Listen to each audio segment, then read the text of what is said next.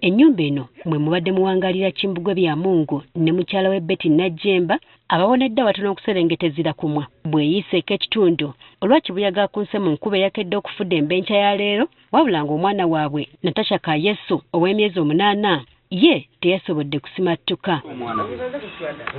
Byamungu gwe tusanze ne mukyala we mu ddwaliro nga bapookya atubulidde nti nga beebase mu matumbi budde baawuliridde awo ng'ekisenge kibabuutikira. Kyazze buzibu ekiti nekitugwira ffenna lumu nga bwekiraawo kiri ekisenge nekitugwira ffenna lumu kati nze nga sirina nawensiza ffenna nga tulina busiza. Ekyomukisa mu kisenge kino okugwa wabaddewo akatuli akasigadde keyeeyambisizza okuyisaamu enduulu kubanga obwedda mwayise eddoboozi okuyita balirwana be.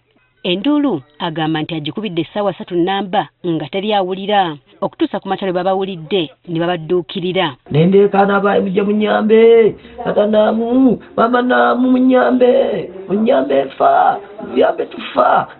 Ndeekaanye paka ku makya okuva ssaawa 9:12 webajjidde awo neza munendeekaana sajja wajjidde nasanga tulina gye naatuyamba naye bba wange yanyambye ne badduka kumiyano ne bajja nabo ne batuyambira ddala tuteeta mu ddwaliro. George William Kakoza mulirwana wa Byamungu agamba nti bw'azuukuse omutima gumubadde kukebera bintu bye obanga enkuba tebyonoonye kwe kuwulira omuntu alajja neewa mulirwana we kwe kusembera ndabe ekiki kyabadde. Ensisi emukutte bw'akubye amaaso ewa mulirwana we nga kyangaala anti ng'ennyumba eyise ku ttaka oludda olumu kwe kuyita batuuze bannaabwe babayambe. Kwe kuddayo emabega nempita mukyala wange mugamba mukyala te ennyumba yagwiridde balirwana abaffe yanguwa. Mukyala bw'atuuse wano ne mugamba dduka olite bamulirwana bonna bajje tubayambe nga bali mu bifunfugu munda. Mu kubajjako amafunfugu bano basanze akatimba k'ensirika abeezingiridde nga ye omwana waabwe lwamazeemu dda omukka. Ne tujjako ebifunfugu nga bali mu katimba k'ensirika abakutte kaakati ne tubasokoolamu ne tubateeka wano n'omwana omulambo nagwo ne tugujjamu ne tuguteeka wabweru. Wano we bafunidde ppikipiki ne babaddusa mu ddwaliro okutaakiriza abakyali abalamu. Mulirwana Ssaalongo kwe kugamba nti kandeete ppiki bano abalamu tusooke tubadduse mu ddwaliro. Okusinziira ku batuuze munnaabwe munaku nnyo nga ne bazadde be abajja naye ku kyalo kuno bafa dda ne bamulekera akayumba kano kati nako akagudde. Balajanidde abazira kisa okubakwasizaako bamuzimbire ennyumba w'anaasula. Byamungu talina bwakizi bwonna, talina muntu amuyamba, talina kasente nakamu, nakana akayumba kagudde era abataka ffe twesondasonda ne tukamuzimbira. Naye tusaba abakulembeze mwenna bwe twalonda mujje muyambe omwami ono. Abakulembeze mwenna abalungi mutudduukire mu njege eno etuguddeko. Kyokka n'abatuuze abalala ge bakaba ge bakomba anti amazzi gabayingiridde mu mayumba gaabwe nga kati tebasigaza kantu kalamu.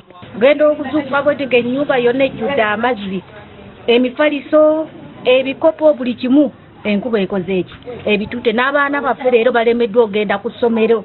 Essomero lya gavumenti naye bw'otunuulira embeera nalyo abaana balemeddwa okutuuka mu classes embeera y'amataba yonna bw'ogiraba tebasobola kutuukawo. Abbas Kizito omu ku bakulembeze abakalondebwa mu disitulikiti eno agamba nti amazzi okuyingirira abantu kivudde ku bantu abazimba ku mwalo ogwali gutambuza amazzi gano ne bagasulika nga bagazza mu bantu so nga ate abalala basalawo okuzimba mu ntobazi. Kati amazzi agaali badde gayitira wano gonna bagadaivatinze ne bagakanyuga eri mu bantu gye tubadde enkoko z'abantu gye zifiiridde n'ebintu ebirala bibalunda. So bwe buzibu bwe tulina kati nga wano mu industrial zone. Ono agamba nti bakumenya ebizimbe byonna ebyazimbibwa mu bukyamu okusobola okutaakiriza ebintu by'abatuuze ebikyasigaddewo. Kubanga tetuyinza kukkiriza oli azimba ekizimbe kye kimu ate ayonona ebizimbe by'abantu abalala 40 ennyumba nga 6 zonna zitubidde mu mataba. Ate ye Ibrahim Kitatta ssentebe wa disitulikiti y'e Lwengo asabye ekitongole ekivunaanyizibwa ku kutattira obutonde bw'ensi Kinema okulwanyisa abantu abeesenza mu ntobazi ekiriiriddeko amataba okwanjaalira mu bantu. Si mu Lwengo wokka kubanga kino kyolaba wano kyekiri ewantu wangi entobazi nnyingi ng'ogyeko kuzimbamu bazirimyemu.